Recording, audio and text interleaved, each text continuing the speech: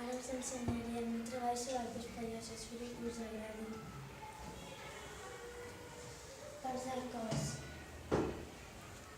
És un peix, té aletes i brànquies.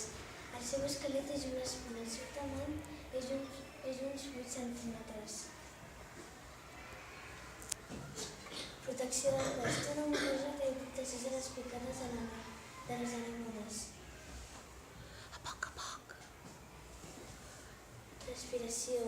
Respira per brànquies. S'empassen l'aigua i al passar per les brànquies agafen l'oxigen que els fa falta per respirar. Tipus de sang. Els peixos tenen la sang freda.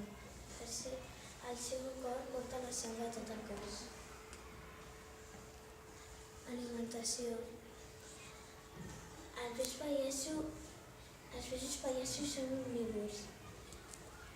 Les restes que del seu menjar les aprofita l'anemona. Reproducció. La femella pon els ous. El mascle els protegeix i els neteja fins que neixen.